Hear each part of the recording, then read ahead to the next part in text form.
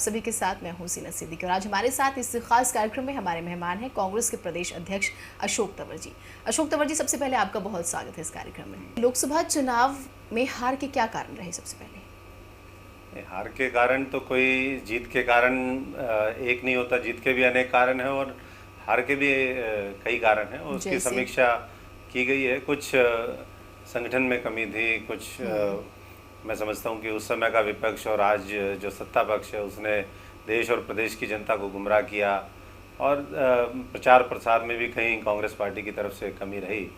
और मैं समझता हूँ कि अब इन चीज़ों को हम दूर करते हुए विधानसभा चुनाव में तमाम साथियों का सहयोग लेते हुए हमने पूरी आगे की एक रणनीति तय करी। और आपने कारणों की बात करी, इनफाइटिंग उसमें एक कारण था। कांग्रेस के बहुत सारे दिग्गज लोग छोड़कर जा रहे थे और एक चीज़ जो देखने को मिली वो ये कि बशर्ते कि उनको मनाया जाए, राव इंद्रजीत से एक दौर शुरू होता है और आज वीरेंद्र सिंह पर आकर रुकता है, वो चीज़ वैसी जस की तस बरकरार है। That was reason. कुछ सीनियर लीडर्स जरूर पार्टी इस बीच में छोड़ करके गए और उसका हमें दुख भी है, खेद भी है, हम उनको नहीं रोक पाए। लेकिन अगर व्यक्तिगत महत्वाकांक्षा के चलते कोई पार्टी का हमारा सीनियर लीडर विचारधारा के बजाय जिस व्यक्ति ने 3-3, 4-4 दशक तक कांग्रेस पार्टी के साथ रहे हों और सत्ता से लेकर के हर तरीके का मैं समझता हूँ कि जिनको फ़ायदा पहुँचा है, अगर वो चुनाव के समय में जाते हैं तो ये दुर्भाग्यपूर्ण। कांग्रेस को नुकसान होगा इस चीज़ से?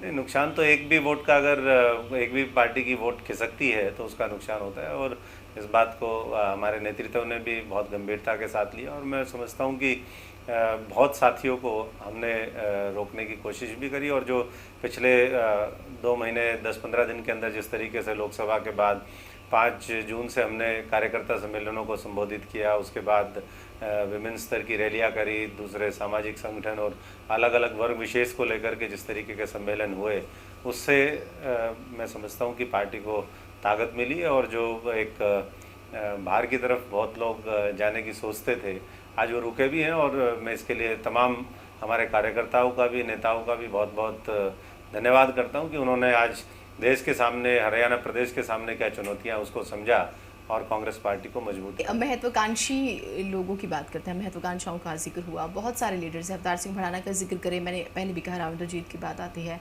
अब कुमारी शैलजा की बात करें, नरेश सेलवाल, राजपाल भूखड़े, वीरेंद्र सिंह पर आकर रुकते हैं। सभी की एक ही बात कि विकास नहीं हुआ, असमानता रही। तो क्या सिर्फ सीएम सही है, बाकी सब गलत है? देखिए, अगर आप देश के दृष्टिकोण से देखें, कुछ प्रदेश उन्नत प्रदेश हैं, बहुत एडवांस वहाँ पर है, जिसमें एक हरियाणा है।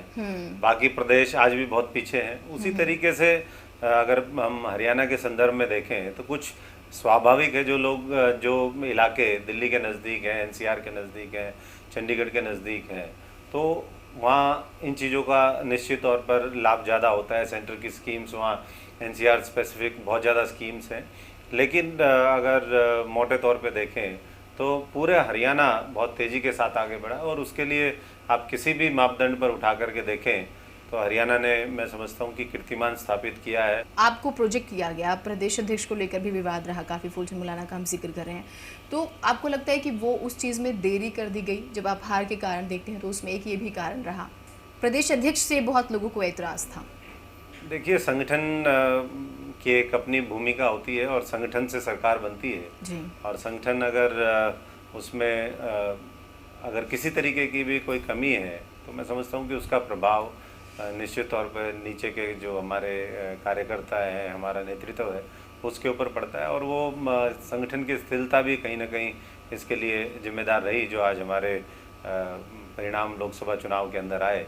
पर भी कुछ आरोप लगे कि अब प्रदेश अध्यक्ष होने के नाते आप नहीं संगठित कर पाए, आपको नियुक्त इस वजह से किया गया कि आप सबको एक साथ लेकर चलें। पहली बात तो ये कि हार का ठीकरा कार्यकर्ताओं पर फोड़ दिया गया, ना कि सीएम ने खुद जिम्मेदारी ली, प्रचार प्रसार वो खुद कर रहे थे। अगर ऑब्जर्वर्स की बात करें, जो ऑब्जर्वर्स किए गए उस पर भी बहुत सारे सवाल खड़े हुए। 21 लोग थे और हमने उसमें भी कहा कि जो भी साथी संगठन को अपनी सेवाएं देना चाहता है, पार्टी का वरिष्ठ नेता है, ये तो लगातार चलने वाली प्रक्रिया और हमारे को सबको साथ लेकर के चलना है, इसी उद्देश्य के साथ पार्टी ने बनाया। और आने वाले समय में जो नियुक्तियां होंगी जिस भी स्तर की, तो मैं समझता हूं कि उसमें एक जहां एक योग्यता मुख्य आधार होगा, उसके साथ साथ हम सबको साथ लेकर के चलने का जो हमारी मंशा है वो आपको झलकेगी। विधानसभा चुनाव की क्या स्ट्रैटेजीज हैं, क्या तैयारियां कर रहे हैं आप लोग? स्ट्रेटजी तो हम पूरी तरीके से मैदान में हैं। जिस समय दूसरे दल भारतीय जनता पार्टी, INLD, हजका कोई जीत के उसमें मशगूल था, दूसरी तरफ कोई हार के गम में था, उस समय कांग्रेस पार्टी, मुख्यमंत्री जी और हम और हमारे तमाम जो नेता हैं, चाहे वो प्रदेश के मंत्रीगण हों, विधायक हों, संगठन के हमारे पदाधिकारी हैं, पूरे जून जुलाई महीने में और अगस्त तक अब भी हमारा वो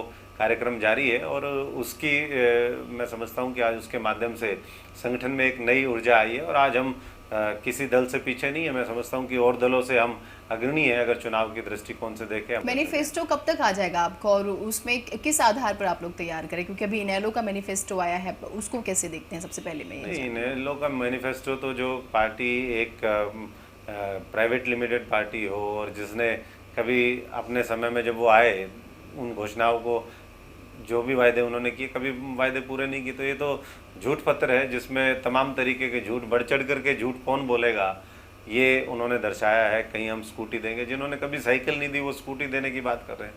जिन्होंने 200 रुपये केवल पेंशन रखी, आज वो कहते हैं हम 1200 देंगे और हर महीने। तो मैं समझता हूँ कि इनेलो के घोषणा पत्र को किसी भी तरीके से हमें गंभीरता से लेने की जरूरत नहीं। और जहाँ तक भारतीय जनता पार्टी का सवाल है, उनका घोषणा पत्र भी आएगा। जिस तरीके से दिल्ली में वो झूठ बोल करके और देश की जनता को गुमराह करके आए हैं, अब मैं नहीं समझता कि, क्योंकि हमारे सामने उदाहरण है उत्तराखंड के बाई इलेक्शंस के, अभी चुनाव परिणाम आए, अभी पंजाब के इलेक्शंस हैं, बिहार के अंदर बाई इलेक्शन है और दूसरे प्रदेशों के हैं। और निश्चित तौर पर जिस तरीके से हमारे उत्तराखंड के नतीजे आए हैं, जहां हम तीनों की तीनों बाई इलेक्शन जीते, वहीं 11 में से हम 9 जो हमारे जिला पंचायत हैं वो भी कांग्रेस पार्टी ने जीती। इसका मतलब ये है कि ग्रास रूट से लेवल से लेकर के हर स्तर पर कांग्रेस की तरफ एक बार पुनः सोनिया जी के नेतृत्व को, राहुल जी के नेतृत्व को मजबूत करने के लिए देश की जनता दोबारा आतुर है और वो विधानसभा चुनाव के अंदर हमें दिखेगा। लेकिन घोषणा पत्र का आधार क्या होगा? घोषणा पत्र आप लोग तैयार करें, क्योंकि जब जनरल इलेक्शन थे, राहुल गांधी ने चाहे वो रेलवे स्टेशन पर जाना हो, लोकल लोगों से मिलना हो, किसानों के बीच में वो हरियाणा भी पहुंचे थे, उस तरीके से तैयार किया गया। तो उस हिसाब से प्रदेश कांग्रेस किस तरह से तैयार कर रही है? हमारा कृषि प्रधान प्रदेश है और मैं समझता हूँ कि जहाँ किसान को महत्व देंगे, वहीं मजदूर, जो खेतीहर मजदूर है, दूसरा मजदूर है, नौजवान, हर नौजवान को रोजगार मिले, हमने कोशिश करी पिछले 10 वर्षों के अंदर और इसको आगे बढ़ाने की ज़रूरत है। एजुकेशन हब के रूप में आज हरियाणा विकसित हुआ है। नौजवानों की सबसे ज़्यादा आबादी, अगर हम डेमोग्राफिक प्रोफाइल हमारे देश का देखें, प्रदेश का देखें, नौजवानों की सबसे ज़्यादा आबादी है। उसके लिए राजीव गांधी एजुकेशन सिटी तैयार किया गया। नई हर जगह, हर जिले में यूनिवर्सिटी खोले, ज़्यादा से ज़्यादा कॉलेज खोले, महिलाओं के लिए खोले, ये और प्राथमिक शिक्षा से। अशोक जी, कॉलेजेस खोले आपने, राजीव गांधी एजुकेशन सिटी का जिक्र किया। आपको लगता है कि ग्राउंड लेवल पर काम रहना बाकी रह गया? स्कूल्स की देखिए आप हालत, प्राइमरी स्कूल्स की बात करें, मिड डे मील जैसी योजनाओं की बात करें, टीचर्स नहीं आज स्टेट में, हर दूसरा महकमा सड़कों पर है, वो चीज़ें आपको लगता है कि उस पर काम होना था?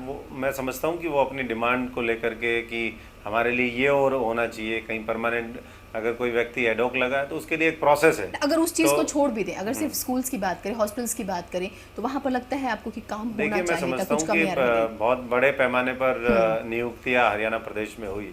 पहले के मुकाबले पहले कुछ हजारों में होती थी, अब 50-50, 60-60 हज़ार नई नियुक्तियाँ हुई। और मैं समझता हूँ कि उसके माध्यम से हमारा जो ह्यूमन रिसोर्स है, जो हॉस्पिटल्स के लिए चाहिए या स्कूल्स के लिए चाहिए या किसी भी और गवर्नेंस बेटर करने के लिए हमारे अधिकारियों की जरूरत है। स्टेट में बीजेपी आ रही है, शाह का कितना खौफ मानते हैं? लोकतंत्र खौफ से नहीं चलता, लोकतंत्र तो सबके। कांग्रेस कितना बीजेपी को मान रही है कि भाई बीजेपी चैलेंज कर सकती है, या कॉम्पिटिटर किसे मान रहे हैं?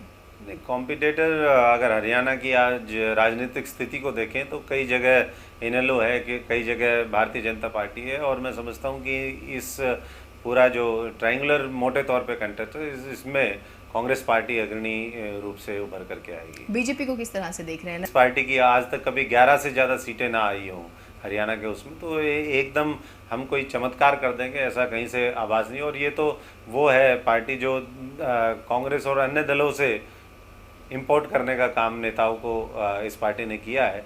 और मैं समझता हूँ कि कभी भी दूसरों के सहारे या बैसाखी के सहारे कभी जंग नहीं लड़ी। लेकिन फिर अशोक जी, लोगों को आप लोग नहीं संभाल पाया, जो भी पार्टी से जिस भी वजह से गए, लेकिन उन्होंने वहां पर वो जीते हैं। तो बीजेपी अगर आज फक्र महसूस कर रही है या उत्साह नहीं, में है, लेकिन तो दैट मीन्स आपके ही 5 लोग थे जिनकी परफॉर्मेंस वहां अच्छी रही, नहीं, तो आप लोग नहीं संभाल पाए। नहीं, जीते जरूर हैं, लेकिन मैं समझता हूँ कि वो जीत के भी हारे हैं, और इस चीज़ का जनता ने पिछले 2 महीने में एहसास भी किया, आभास भी किया कि ये लोग जिनको हमने चुन करके भेजा, कहीं ना कहीं उन्होंने अपनी लड़ाई तो लड़ी, लेकिन इलाके की लड़ाई नहीं लड़ी। हरियाणा के लोगों को रेल बजट के अंदर कुछ नहीं मिला, महंगाई से राहत नहीं मिली, रेल का भाड़ा निरंतर बढ़ा है, रुपया कमज़ोर होता जा रहा है, तेल के दाम बढ़ गए हैं, और जो लोग अच्छे दिन की कामना करते थे वो कह रहे हैं कि अच्छे दिनों की कामना और बुरे दिनों से सामना।